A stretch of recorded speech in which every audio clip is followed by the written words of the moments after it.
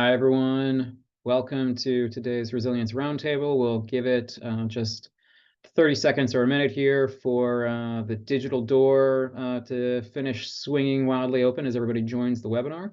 We'll go ahead and get started shortly. As we get everybody in situated, feel free to go ahead and use the chat to go ahead and introduce yourselves. We're intending this to be a highly interactive conversation, so I'd love to hear from each of you all, where you're coming in from. Go ahead and utilize the chat for that as we start getting going. Give it another 10, 15 seconds here as we get going.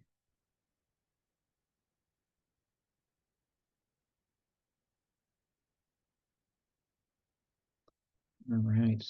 Looks like we've plateaued on the intros coming in, or on the digital door coming in. So go ahead and get us going here. Again, this is the Resilience Roundtable series that here at the Center for Sustainable Business we're hosting on large societal level impactful conversations that we really aren't seeing being discussed in a civil way elsewhere. So we intend for today to be highly interactive, a peer-to-peer learning session, a community of practice. So while you're going to see a few of us up here on stage, as it were, we intend for this to be more of a fireside chat and conversations with you all. So looking forward to that.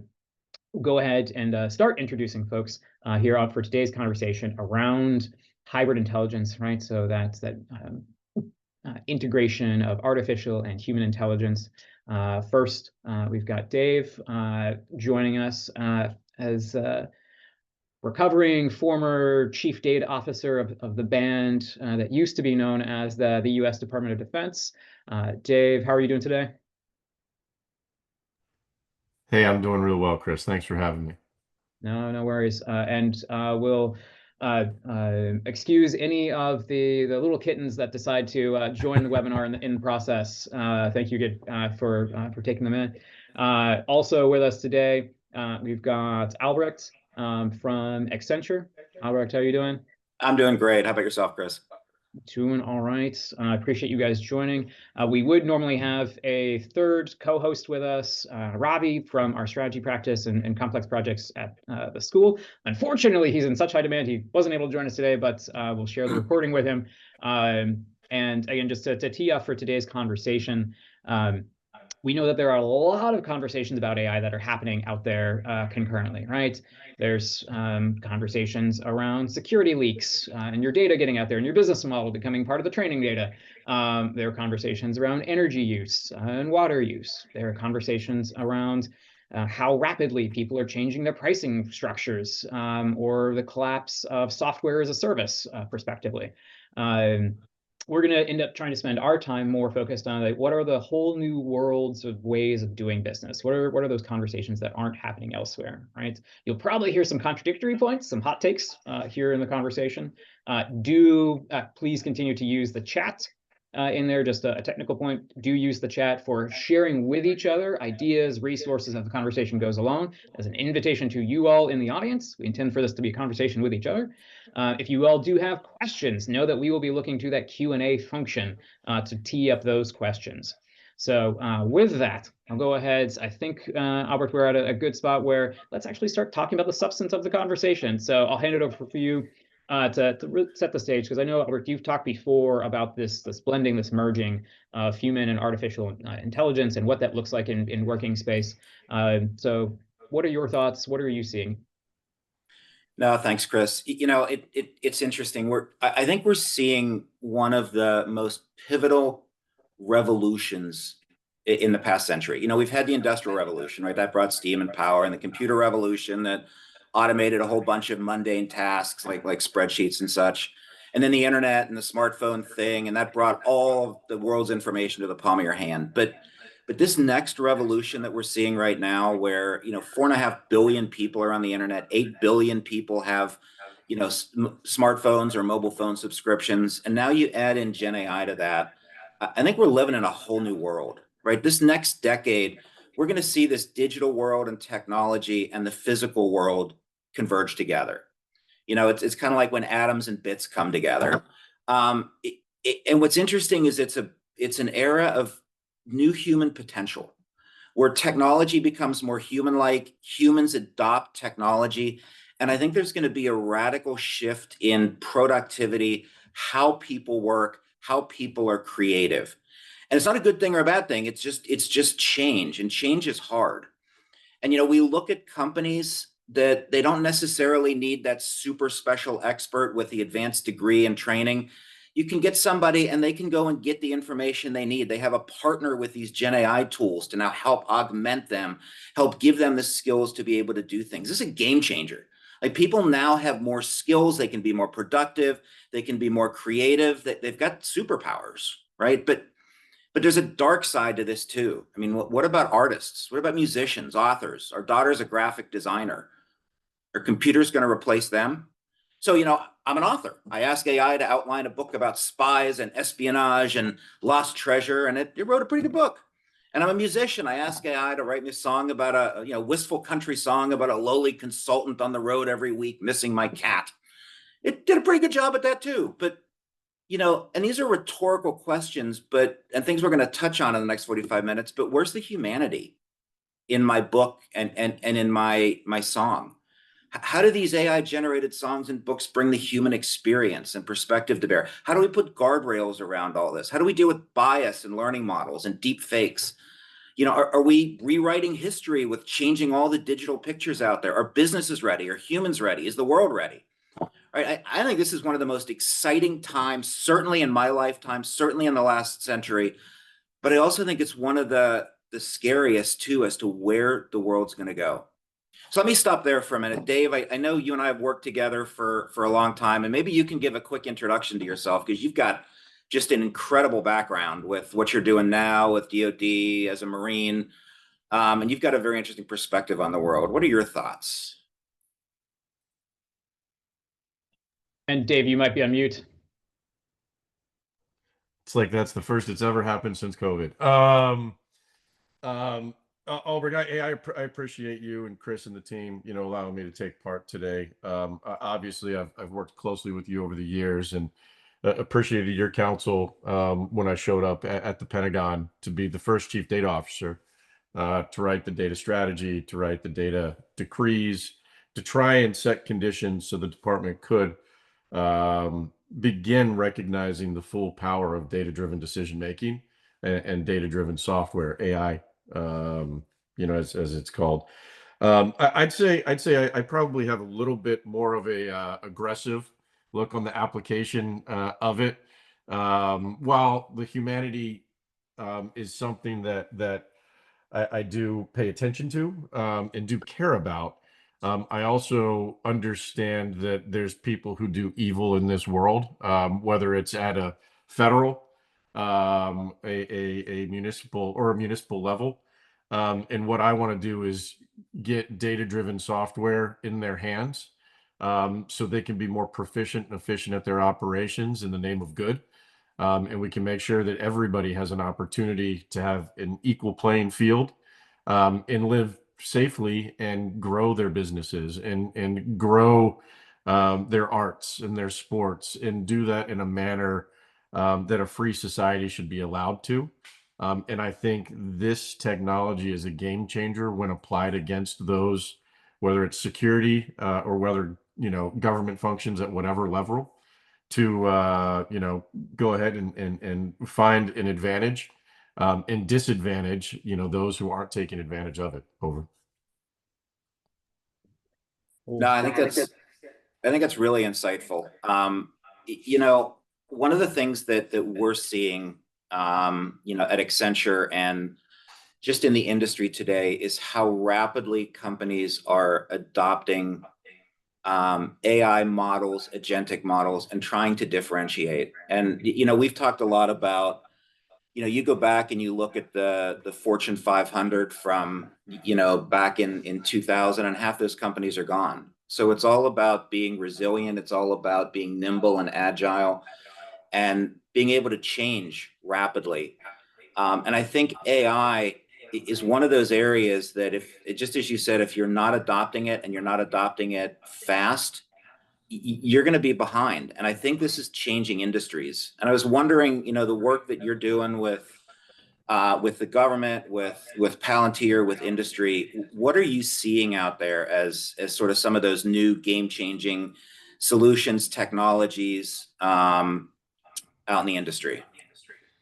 Yeah, I think as we've talked for many years, the organizations, whether it's on the commercial sector or the government side, who began organizing themselves, bringing in a modern data management platform like a Palantir to get organized and be prepared, really were the first to benefit from this wave of generative AI that crashed ashore a few years ago. If you were ready for it, you were ready for it. And your ability to engineer new workflows across all aspects of the business or the domain that you're jumping into is pretty profound. And I'd say that 3-year advantage, if you're just getting started now, the best time to plant a tree was what, 20 years ago or today. You better get moving today, because those who have adopted this technology, it's going to be hard to catch them. And it's only going to get harder as they begin to recognize how to ensemble, not individual, workflows, but start to bring those together, as we used to talk about, from the battle space to the boardroom, how you fight with this technology, and also how you run the Pentagon or how you run the United States government with it. When you bring both of those together, you get that proficiency and efficiency gain that really allows you to start at a different place than you've ever gone in the past.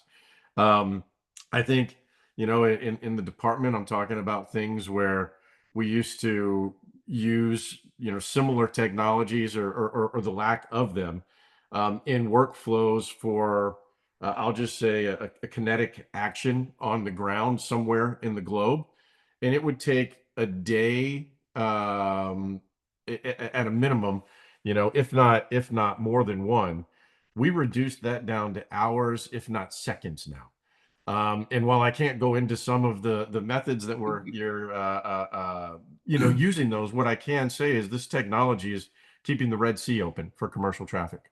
This technology is allowing everybody in the Middle East to maybe find a moment of pause and start to enter a era of peace, fingers crossed, that we've never seen in the AOR. That's really on the national security side. When you start talking about industry, it's as simple as, an organization, I'll say, that moves goods across the planet, every day at a volume that's hard to even comprehend. I'll say equal to or matching the U.S. Postal Service. And this organization, when they understand that they're about to have a hurricane crash into the Gulf Coast, will need to move operations and adjust those. And there's so many secondary and tertiary moves associated with reallocating assets and moving them that a human would have to use Excel spreadsheets and all kinds of thousands of different areas, and just frankly, the gray space in between your ears to get it done. Whereas a machine now can do all that mathematically for you and predict where you could and should move these operations based on near real time what that data is presenting itself and the impact that it's going to have, so that you can both maintain continuity of ops and improve efficiency and delivery of your material that ranges from, who knows, a baseball glove that your son needs for Sunday, prescription medicines that your mom might need so that she could stay alive, or we'll say chips to put in some of our high-end weapon systems that protect America. I think the only limiting factor of this technology giving you an advantage is you hitting the gas pedal and the I believe button and just going for it. Getting that campaign of learning started inside your business, your agency, your department, your activity, and just going for it and adjusting and continuing to follow that campaign of learning as your workforce starts to unlock the power of it in their own domain specifics. Love that. I love the excitement, enthusiasm for the space. It's just adding on to that, some other industry examples that we're seeing out there. And it's funny, they're across the board, right? And I think that the challenge, we have so much data today, we have so much computing power today, we have the ability to do these models and generate these AI algorithms. What I think we're lacking is ideas and ideation. Like, where can I apply this in my business to actually make a difference? Because you look at you mentioned a little bit on operations and preventive maintenance. I mean, companies are now, whether it's a water distribution company or an electric company, they're staging spare parts, they're staging extra pipes, they're staging trucks, expecting not even a storm coming in, but expecting a water main's going to fail in the next 6 months. So they start staging materials. They're realizing that may happen and that they're going to be ready for that. You look at HR, there's been a lot of talk about like bias on humans and such, but what we're finding is that in HR for like hiring, these tools are now able to do much more inclusive hiring, to take the human bias out of the hiring process, right? And as much as we say we're not biased, we all are. We have stereotypes, we have biases, but these AI tools can now challenge your thinking and say, why are you picking this person? Because I have this other one that actually may be better. We're looking at the legal industry where it's taking contracts and not just summarizing them and putting them in English. But what I find interesting is these tools are now pointing out areas of negotiation.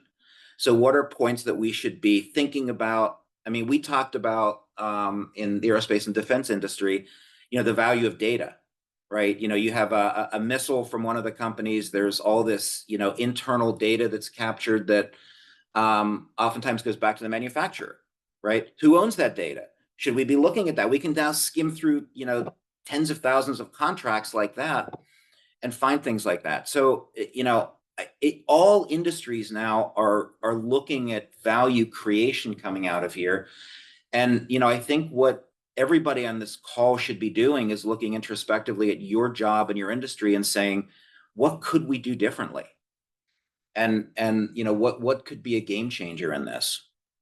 Yeah, no, Albrecht, doubling down on that point, I regularly joke about, people, going the way of dinosaurs if they're not embracing this technology.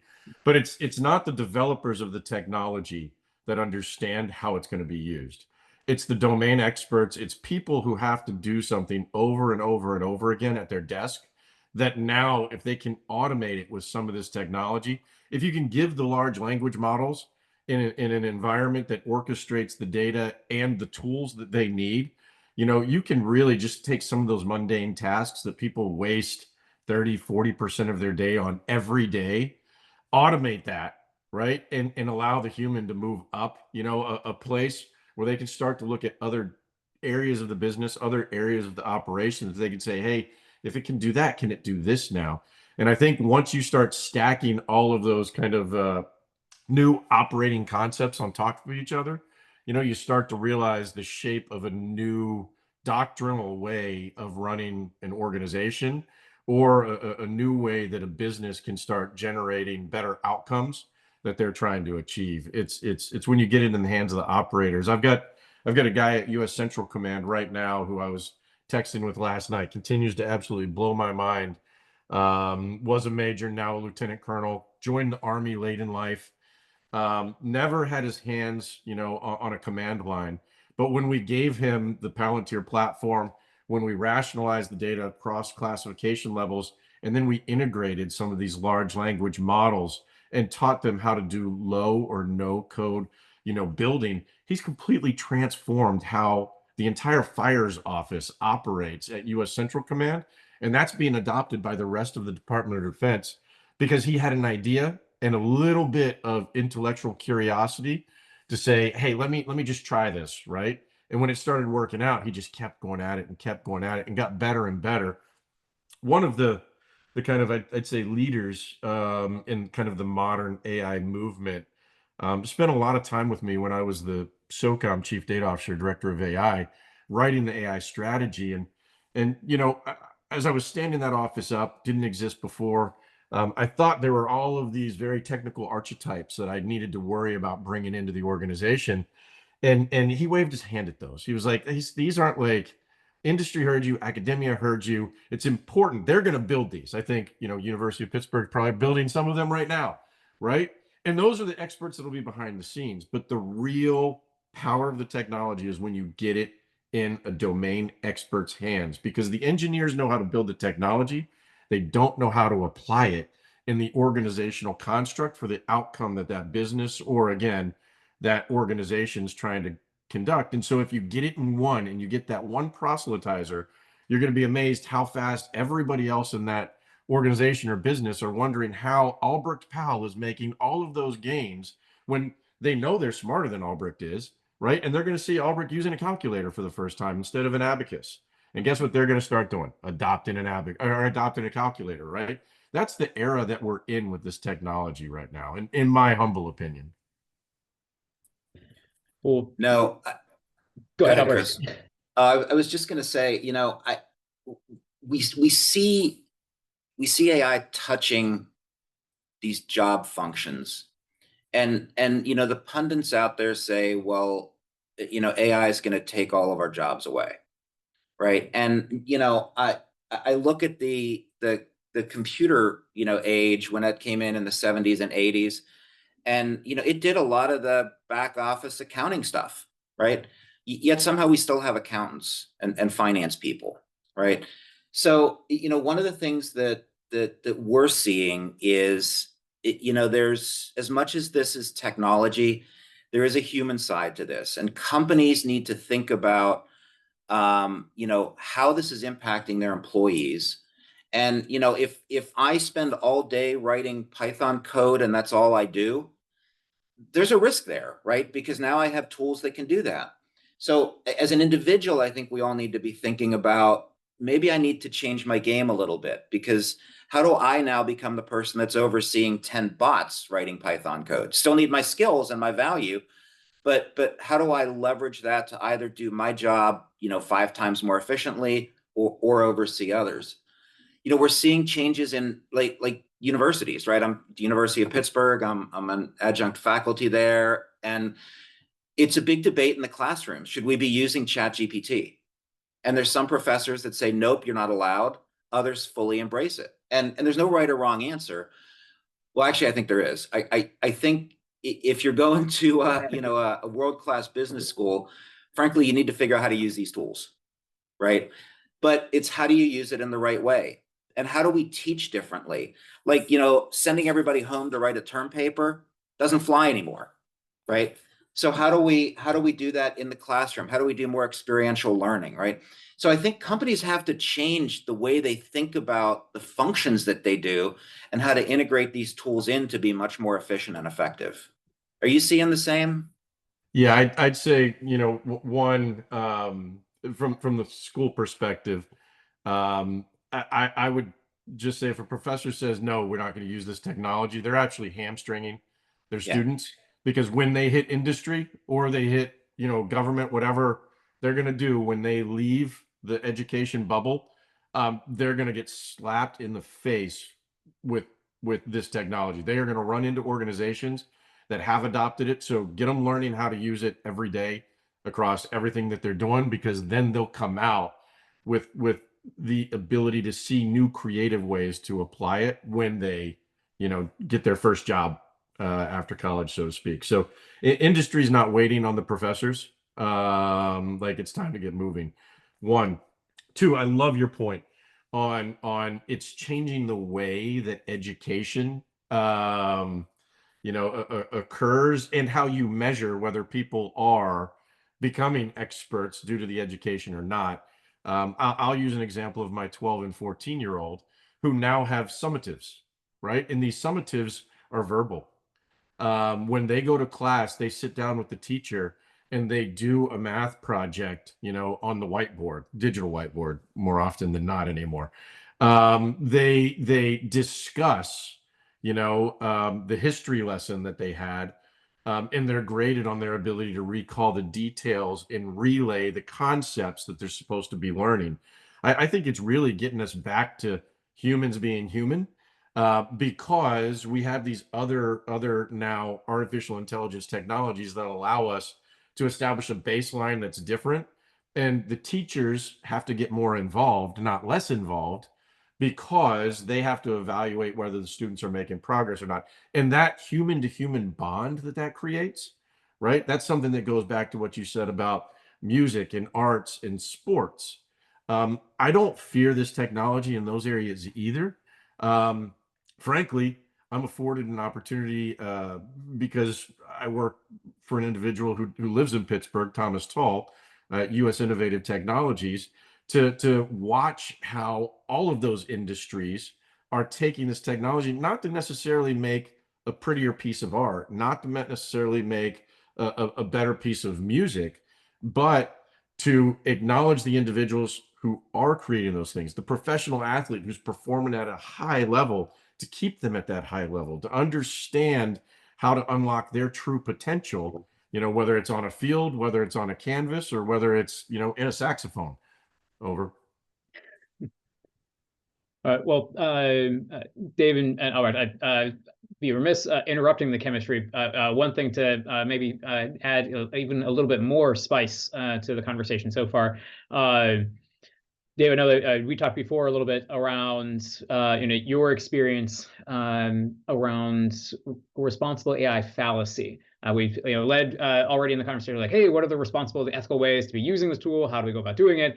There are some other ends of that spectrum of that conversation. So I'd love, again, to help make this a little bit more of a catalyzing civil conversation that's not happening elsewhere. What's your experience to share on that front? Yeah. And I know this gets a little edgy, and I get a little black and white with it, just to spur the thought, maybe. But the reality is I hear the term responsible AI and I run for the door. I hear people talk about responsible AI, and I think they've probably never tried to build a system to give you the proficiency and efficiency of operations you're looking for. Because from my perspective, the engineers that are building this technology should be focused on precise AI, on performant AI. And when we start burdening and governing and putting regulations on top of something that is just coming out of the gate, I mean, we're just getting started with technology. And here's an example that I've had in the past. We were going to push, we were going to subsidize a pretty powerful capability down from the Office of Secretary of Defense into the 11 combatant commands in the Joint Staff. These are our 4-star headquarters that run operations in the CENTCOM AOR, and the SOUTHCOM AOR, and the Indo-Pacific, AOR. But as we were figuring out how to get the technology to them, how to get a data professional into those organizations, because they didn't even have a data lead yet. I had another organization that was the AI organization, trying to push a budget proposal to put 10 responsible AI professionals, AI ethicists, AI philosophers into these organizations so that they could do it right. I was like, guys, we haven't even integrated a technology down there yet. We don't even have a data lead, and you're already trying to create a cottage industry that's going to take resources that are scarce away from actual development, away from workflow integration, and you're going to start talking about management and governance. I think that's the complete opposite of what we need to do. I've seen too many times, I'll say on the federal side, where we try and regulate before operate. And I think we're danger close on this one to stepping into a place where we're talking about AI philosophers and ethicists instead of more engineers, more developers, getting next to domain experts and actually integrating this technology, learning what works and what doesn't, and then identifying the policies that we need to either adjust, reinforce, or delete because they're applicable as we move into the future. Over. Cool. And Albert, just to before we start transitioning here, because this has gotten a lot of good chat going, a lot of the questions going, and I want to start shifting here to integrating the audience in here, but just to give you a chance to respond. Any reactions, thoughts to how to drive innovation thoughtfully, right? Especially for folks that are coming in with zero experience, but while also being able to integrate and hit large public sector, large enterprise level needs of hey, we need to figure this stuff out. Yeah, Dave, I completely agree with you on, the fallacy on responsible AI, but I'm going to put a but into it, I think. I think we need to be mindful. This is one of the biggest game changers that's out there, right? And we have to move fast. We can't hamstrung ourselves too much. But I do think every organization does need to put some thought around this. I think they need to have some guidelines around if you're building, for example, an LLM, what data are you training it with, right? I don't necessarily look at that as being heavy regulation or such, but knowing that, is the data that I'm putting into this, is it, potentially prone to bias? Or just putting tools in that says, hey, let's take a look at the outcomes and make sure that it meets ethical standards, right? And I don't view that as much different than the ethics that we use for running our business today, or the core values that a company has. I think we just need to be aware of it. And I think that any company that's heavily going into AI needs to at least be thinking about it and have some guiding principles. I agree with you. Hiring 10, responsible AI leads before we even launch is probably not where the value proposition is going to be. Hiring one at DoD, for example, to help provide some guidance across them, that probably makes sense. Just my thought. Over. Yeah, no, I agree. I mean, I think there's definitely a balance. I just tend and again, as early as we are in this journey with this new Yep. technology, I hate when people start to discuss limiting its applicability, because and you brought it up, Albrecht, HR as an example. Everybody's, oh, HR, bias, and I'm like, wait. If you're not using a data-driven technology, how are you making sure mathematically that those human biases aren't actually more prevalent than what you're doing? I for years, as you can imagine, have had to confront the individuals that it's unethical to use artificial intelligence in the conduct of combat operations, in lethal strikes. And what I try and remind people, that we're actually deploying our men and women into these combat zones, to defend America, to defend our partners and allies, to defeat evil. And if I have a technology that can help them do their jobs more proficiently, that can help them get home safely to their families without a loss of life or limb, then I think it's unethical not to use this technology. And we should be going faster, not trying to figure out what the regulation should be before we continue slamming this into the organization, learning from it.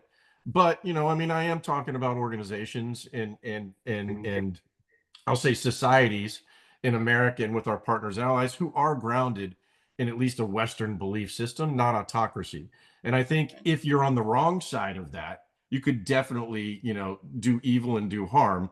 But those same organizations, argued not to develop nuclear weapons as well, right? Yeah. And they have them and we have them. So ours needs to be better. Ours doesn't get better by over-regulating. Fair. So I think this is at a point where, again, we've stirred the pot a bit. There's a good dialogue going on in the chat. I'll take a moment just to encourage folks to go ahead, and again, if you haven't used the Q&A feature, throw questions that you would like for us to be surfacing up here and address on stage amongst. And we did get a couple of questions in advance from folks, so we'll try and prioritize a few of those and popcorn back and forth between the live questions and the pre-reg questions. While folks get those going in there, just 30 seconds for that. I'll share some stuff in advance. If you've been enjoying these conversations so far, if you would like to be participating in more of these types of opportunities, there are 3 related ones of note that I would flag for folks.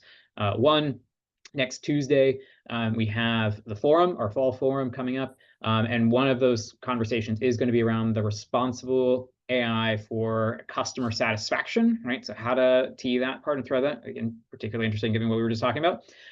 We also have our Q4 executive cohort of our reset program coming up. So if you're looking for ways to gain experience putting these strategies and techniques to use, actually using them, think about how to build up those skills, that coming up in December 4th. and then our Q1 instance for our energy transition workshop, which came off of our last resilience roundtable, given the interest there. That one will be coming up in the last three Fridays of February for that nexus of AI and energy. I've given enough time for folks to get going here in the chat. So we'll take one from our pre questions, and then we'll popcorn back and forth between those and the ones that are coming in from the chat. So Dave, Albrecht, how does AI change organizational strategy? You guys have talked a little bit about like how do you do the learning journey? How do you get going? How do you try things out? What does it mean organizationally? I mean, I can start. Again, this is where the human piece comes into here.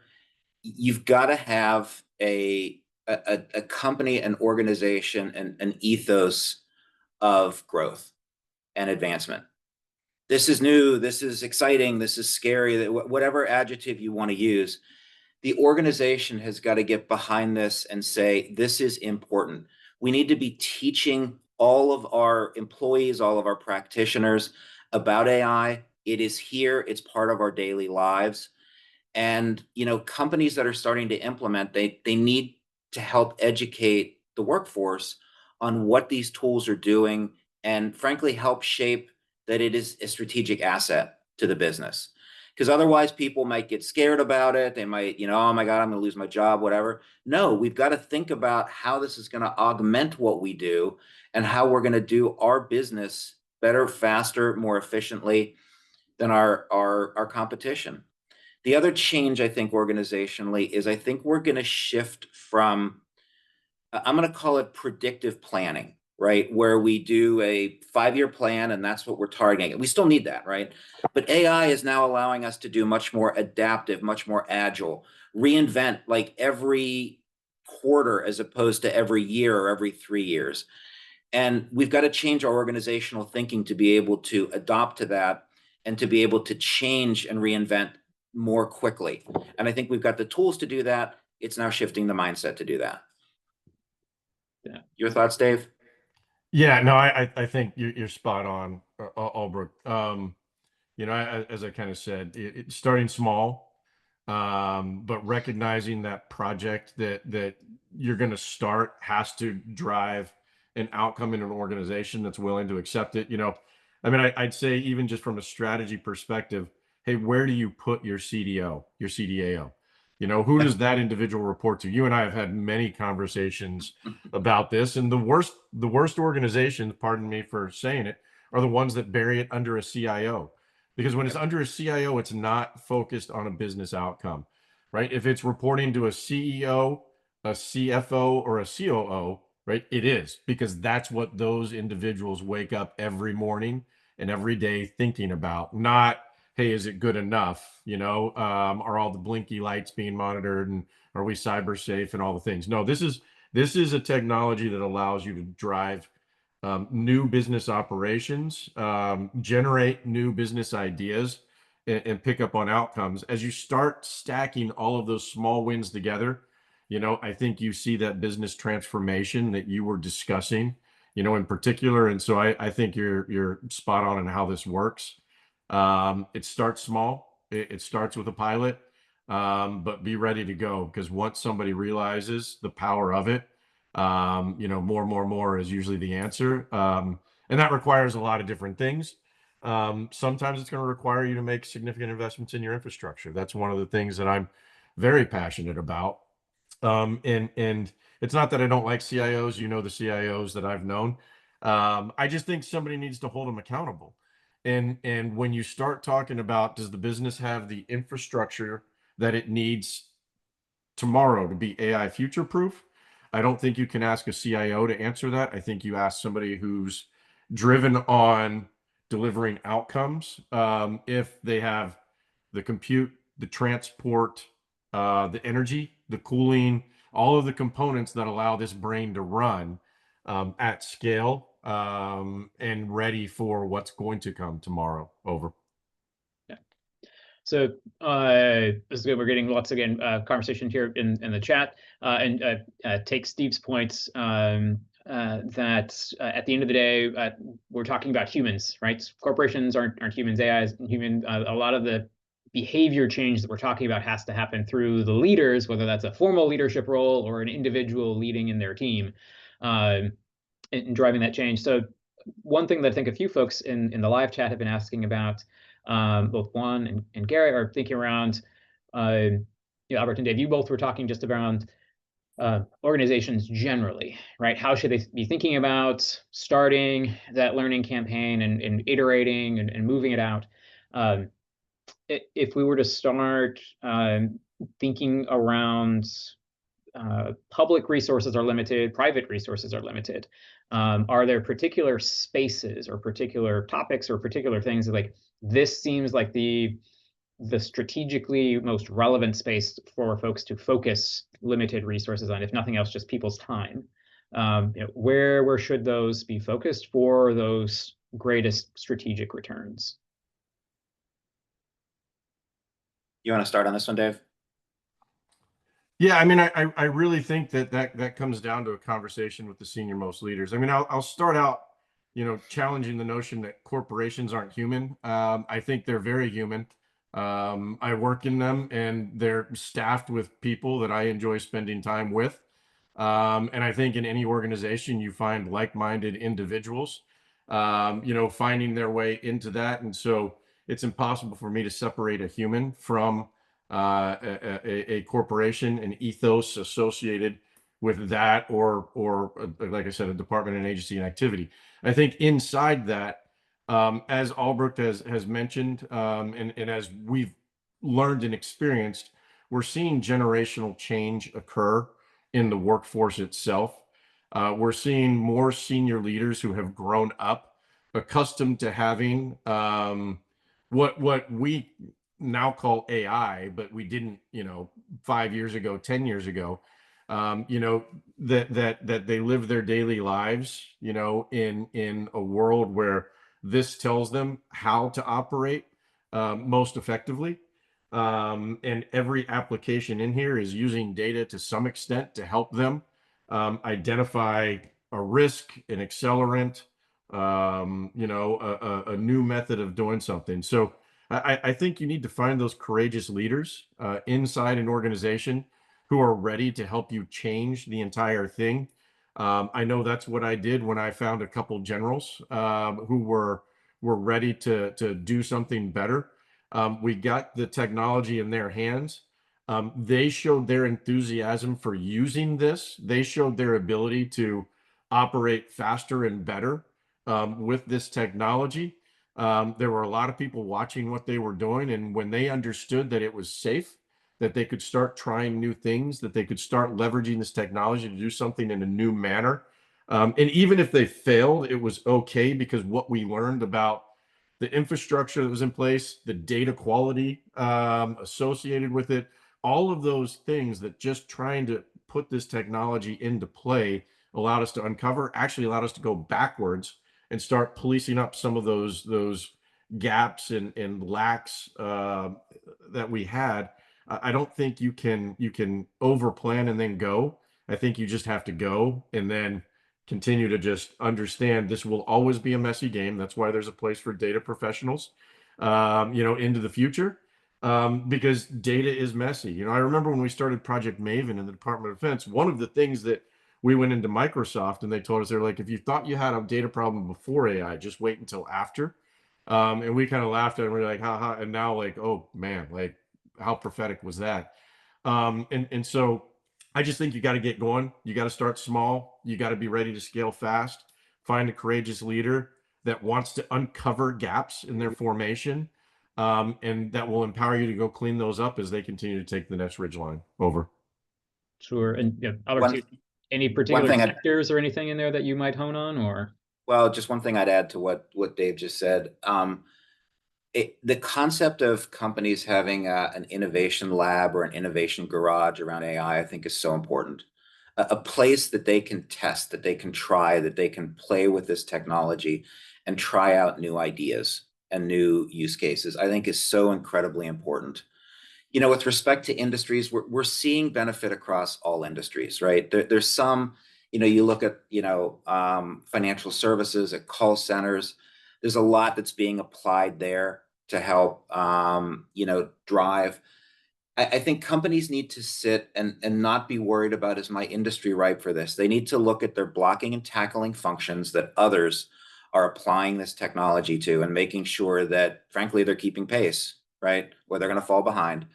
But again, it's the innovation side where companies have got to think bigger and broader and bolder about what could we do with these to change, again, not just our company, but our whole industry, right? Those are the companies that are really going to succeed. Last point, Dave, thank you for bringing up the foundational data piece. Everybody's focused on AI and AI experts, and what we're seeing now is the folks that do data governance, data management, data quality, they're suddenly now a whole lot more important, because if the foundational data is not good, the AI stuff just does not work. So we need both, and we need both at scale. Yeah. All right. So there also be remiss in there. I think a few folks have been talking around, cybersecurity, again, like the risks of this, right? So again, Dave, if everyone's going full on this, right? How to do that intentionally, how to maintain, how to be defensive around that. And I know, Albert, you've also shared around some of the dark side of like, oh great, let me use this to experiment with building on my business model, and now my business model became part of the training data that's publicly available out there as well. So from a responsible defensiveness around just like other people are going to be using AI, how to use it intentionally, any experience that you guys have to share there? I think we're woefully underinvested in technologies to monitor the performance of models in real time, and report back when we see slippage as to why, so that you can roll 2, which is a new model, or roll 3, which is a new model, and continue operating as you do the forensics for why, we'll say, model 1 began to be non-performant. If I were an investor, and I do work for a couple of VCs, to be completely, clear, I would be putting additional resources into that, because we do, as we charge into leveraging this type of technology in more and more high consequence situations, our ability to say it is performing as it's supposed to, or wait, it's not. Let's identify that at the point of not performing, and inject on top of it the new model to continue performing, as we go back and understand, did we have a data flow issue? Did we have a bad data issue? Did somebody poison our data set, and there was a kind of Trojan horse in our midst that we weren't aware of, that was uncovered in time and space, that was opportunistic to a business, or a nation state, criminal actor. I think doubling down and building businesses around independent monitoring of the performance of models and live workflows is something that I haven't seen industry take on enough yet. There's a couple out there that have started, but they're struggling because they're not getting the purchase orders, probably because we're paying responsible AI people, but that's a different conversation we already covered. This is low blow, I know, Albrecht, I'm sorry. But I think that's an area that we could continue to improve on. Over. Totally agree. And we're seeing the same thing across industries. That, Chris, you brought up the comment about working on a business plan and seeing it out in training data. That there's also the personal side of this. I mean, we're all trained to protect our credit card numbers, our social security numbers, to our logins, our passwords. We're not trained on how to do and use these AI tools just as humans, right? So, going out into ChatGPT, just in the open ether and using it on the web, that's one thing. Having a subscription and turning off the access, feeding stuff up to training data, makes a big difference, right? So again, some of this is we've got to do more to educate, our workforces on how to use these tools, how to use them. I don't want to use the word responsibly, but smartly, and use them to optimal benefit. Yeah, and that's I think a lot of what the conversation has been around, right? I'd say that's aligns with one of the other questions that came in advance, as far as, you know, like thinking about ethical use. I'm thinking about like, hey, how do you do this in ways that are helpful? And actually, full disclosure, Dave did not actually, we did not brief on any of the model methodology, but I've seen a few folks chatting in here about the model behind me on the screen. So if anybody has been thinking about resilient organizational architecture, how do you identify your organization's core values, what your vision is, how do you identify unmet needs in marketplace, how do you stand up experiments and turn those into entrepreneurial ventures?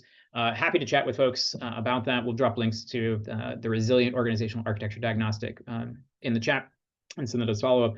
But, you know, maybe before we do, getting to wrap up here, any last thought just around how to, like with any other conversation, is there anything different about thinking about our norms, our ethics, as we approach this technology versus any other different technology? Do we need to stand up a new governing body? Do we need to have new different councils or new different ways? Or do existing ways of, hey, if you're thinking about engaging your customers ethically, you're probably already capturing this. If you're thinking about the ways that you're integrating for your stakeholders, if you're a municipality or a federal agency, as long as you're engaging and have ethics baked in there, this would naturally come up as that? Or does AI, given the novelty of it and the newness of it, does it need its own separate, hey, let's make sure we're doing this ethically, space in an organization? You know, I'll jump in and I'll just talk about my experience at Palantir right now. You know, one of the hidden gems we have, and people can find him on the web and you can listen to some of his conversations and podcasts, YouTubes, whatever, is an individual named Courtney Bowman, who runs our privacy and civil liberties, you know, organization. Even a company like Palantir, who does business, you know, unabashedly in support of our servicemen and women, our intel community, but also, you know, Tampa General, you know, Institute of Health in the UK. I mean, globally, both sides of the national security and commercial sectors, we rely on Courtney and his office to ensure that we do have a North Star, that we do, you know, move in a way and build in a manner that does respect the individual's privacy and civil liberties. We won't enter into an agreement with somebody who doesn't match our company's, you know, core ethos. Again, unabashedly, even if we could make a lot of money doing that. And I've watched the organization deliberate, and I can tell you that when Courtney weighs in, Courtney weighs in. And that's where, you know, a decision is brought to our CEO, who's very opinionated and allows us to be. And so I think inside organizations, as long as you're kind of working for an organization that is righteous, I'll say that you believe in their ethos, I think, you know, the pieces of the organization that have to be in place to either be publicly traded company, and you name the sector, or to let the market vote for, you know, what businesses they want to, you know, work with. I think market, the capitalist market, you know, votes with its pocketbook for winners, and people who are aligned to what those Western values are. And I think, again, I'll go back to over-regulating early, setting up governance and management bodies before you even really started unlocking the full potential of this technology, makes people worried it's not safe to follow their intellectual curiosity to begin integrating some of these technologies that will allow them to be more proficient and efficient in their operations. Over. Spot on. I have nothing to add to what you had said.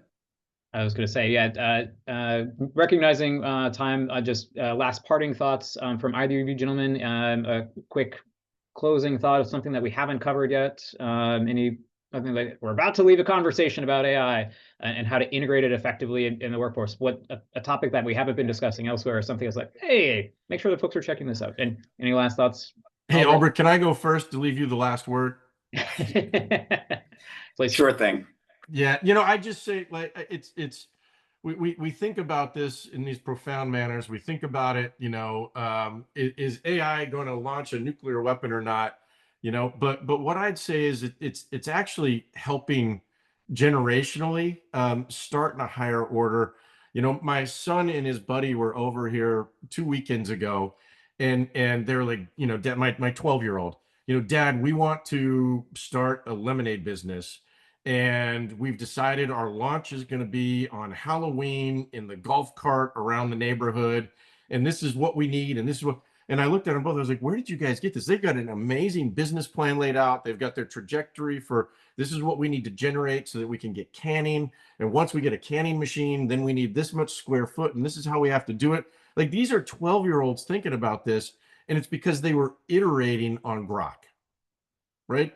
They were going to Grok and they were iterating. And by the way, then they came in and asked for my ChatGPT, login, because they wanted to compare results from one large language model to another to see if somebody would give them a better idea, or if one of the models, was telling them this part's wrong. And so, like, trust the kids, trust the new generation that's coming in. They are starting at a complete different level because the tools we're giving them are allowing them to unlock their true potential, right? And their creative application.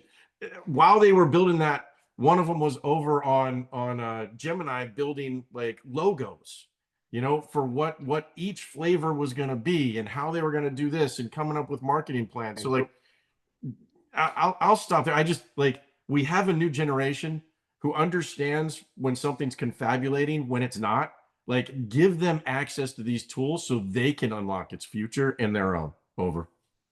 Cool.